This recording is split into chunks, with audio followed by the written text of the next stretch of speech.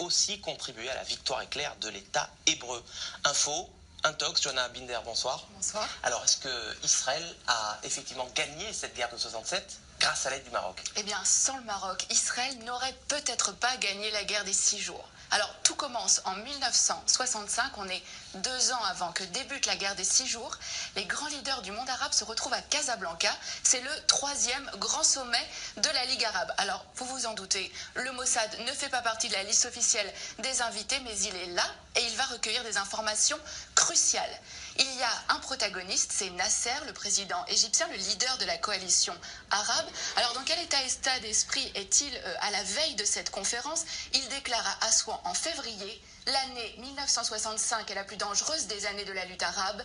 Israël prétend que les Arabes s'apprêtent à perpétrer une agression. Cela signifie qu'Israël a l'intention de nous attaquer. Nous devons donc être prêts à riposter. En septembre, donc quelques mois après, a lieu ce sommet de la plus haute importance. À l'ordre du jour, l'état des forces armées des pays de la Ligue arabe, avec cette question: sont-ils prêts à faire la guerre contre Israël? L'autre homme clé de cette histoire, c'est Hassan II, le roi du Maroc. Il va permettre aux renseignements israéliens de connaître ses ennemis.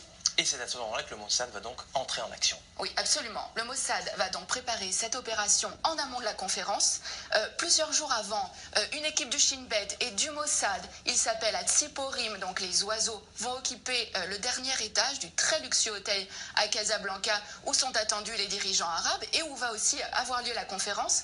Mais la veille de ce sommet, Hassan II est pris de panique et il somme les agents israéliens de quitter l'hôtel. Mais au terme de cette conférence, il va livrer aux agents israéliens l'enregistrement complet de cette conférence. Hassan II a tout enregistré en secret.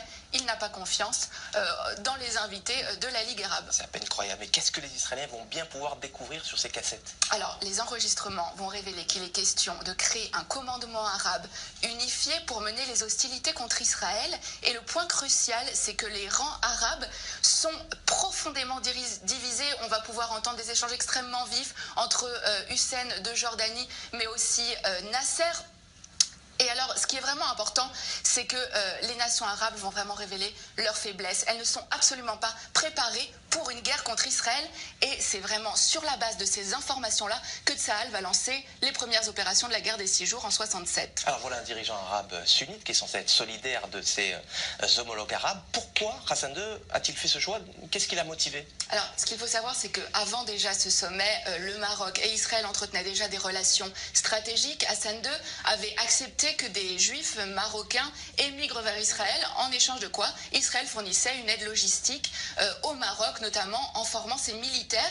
Et suite à cette opération, qui a vraiment été considérée comme le fleuron des renseignements israéliens, Israël est en dette vis-à-vis du Maroc. Seulement un mois plus tard, en octobre, cette dette a un nom, c'est Mehdi Ben Barka, le plus farouche opposant d'Hassan II.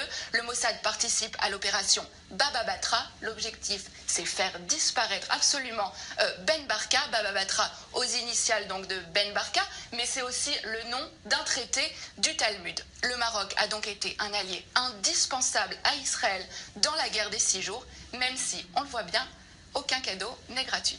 La petite histoire de la grande histoire. Merci Johanna Binder pour ces détails croustillants, dignes des plus grands films d'espionnage. Merci d'être passé nous voir sur le plateau du Magorien.